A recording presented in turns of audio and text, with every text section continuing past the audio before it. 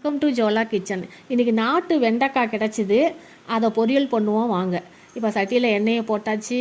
இப்போ கடுகு போட்டுப்போம். கடுகு போட்டுட்டு 2 காஞ்ச மிளகாய் போட்டுப்போம். நல்லா பொரியட்டும். பொரிஞ்சோன்னா 2 காஞ்ச மிளகாய் போட்டுக்கலாம். ஈவினிங் டயத்தில் நாட்டு வெண்டைக்காய், நாட்டு முருங்கைக்காய், நாட்டு கத்திரிக்காய் எல்லாம் கடத்தூரில் விற்கும். அது மாதிரி டயத்தில் நான் வாங்கிட்டு வந்து வச்சுப்பேன். அது மாதிரி ஃப்ரெஷ்ஷாக கிடைக்கிற பொருள்கள்லாம் எனக்கு ரொம்ப பிடிக்கும்.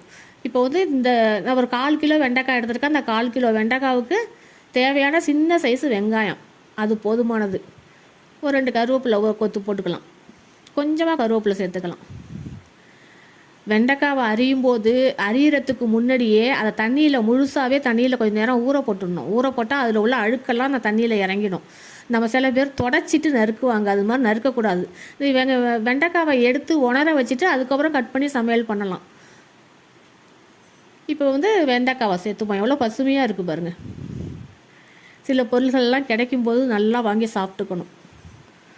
நல்லா சுருளாக வதக்கிடலாம். இப்போ இதுக்கு கொஞ்சோண்டு உப்பு சேர்த்துப்போம். கல் உப்பு சேர்த்துப்போம். அது கரைஞ்சிரும். எப்படி வதக்கும்போது அந்த நீர் சத்துள்ள காய்கறி தானே இதெல்லாம், அதனால் கரைஞ்சிரும். அடுத்தது தனி மிளகாத்தூள் சேர்த்துக்கலாம். 1 ஸ்பூன் தனி மிளகாத்தூள் சேர்த்துப்போம். தனி மிளகாத்தூள் சேர்த்து ஒரு கிளறினதுக்கப்புறம் பெருங்காயத்தூள் தாராளமாகவே சேர்த்துக்கலாம்.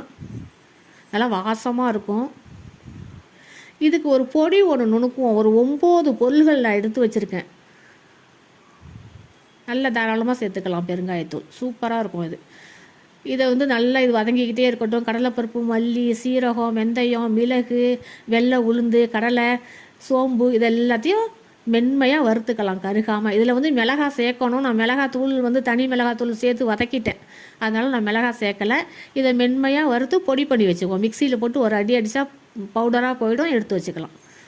இது சுருளாக வதங்கினதுக்கு பிறகு இந்த பொடி நுணுக்கி வச்சுருக்கோம்ல, அதுலேருந்து 1 ஸ்பூன் எடுத்து இதில் தூவிக்கலாம்.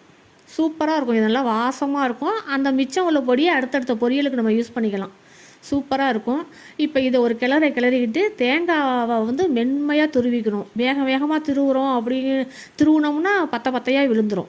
மென்மையாக பூ போல் திருவி கொஞ்சம் தூவிக்கலாம். தூவிக்கிட்டு ஒரு கிளறிக்கிட்டு நம்ம அடுத்த பாத்திரத்துக்கு மாற்றிக்கலாம். பச்சை நிறம் மாறாமல் இருக்கும் இந்த பொரியல். நீங்கள் உத்து பாருங்கள், பச்சை நிறம் மாறாமல் இருக்கும். இப்படி தான் சமைச்சு சாப்பிடணும் நம்ம. இந்த வீடியோ உங்களுக்கு பிடிச்சிருக்குன்னு நம்புகிறேன். பிடிச்சிருந்தால் லைக் பண்ணுங்கள், ஷேர் பண்ணுங்கள், சப்ஸ்கிரைப் பண்ணுங்கள். நன்றி.